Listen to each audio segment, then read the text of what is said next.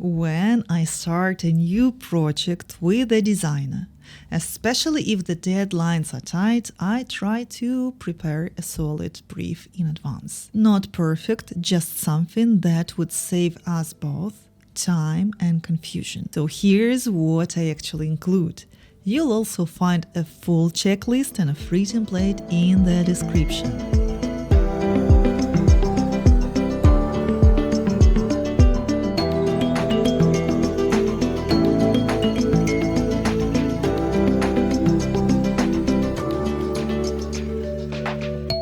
Market.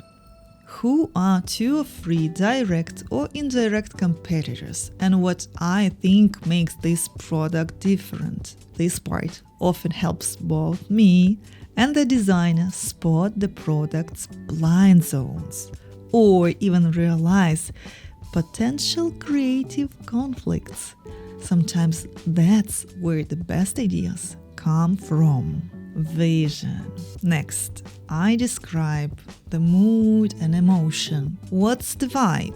Premium, friendly, or sharp? And if I already know the marketing direction, I try to include that too. Even a short phrase like this will be promoted via that or that influencer as a unique tool helps steer the visual concept.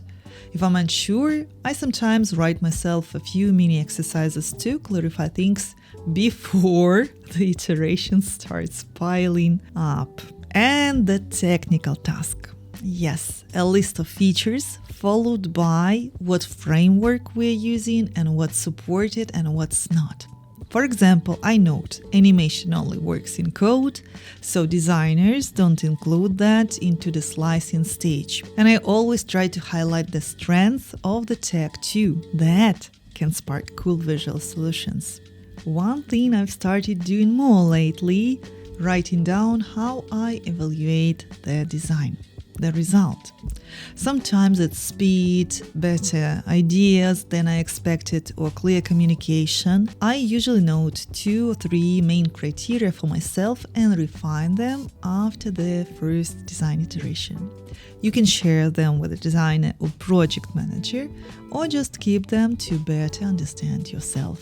It really helps clarify expectations, especially if you're just figuring things out. If I'm testing a few designers, I usually let the agency know. They might offer another angle or show me something I didn't expect. And one more tip, I never rewrite the original brief mid-test. And if I do so, I start the test all over for all parties. That way I can clearly see how each designer understood it and often find unique ideas in there. That's my way. It's not a rule book, just a mix of personal lessons and things I've seen work for clients who actually get their product launched. And if you're starting a plugin and want a second pair of eyes, feel free to reach out. I'll be happy to look over your brief or even just support you at that first step.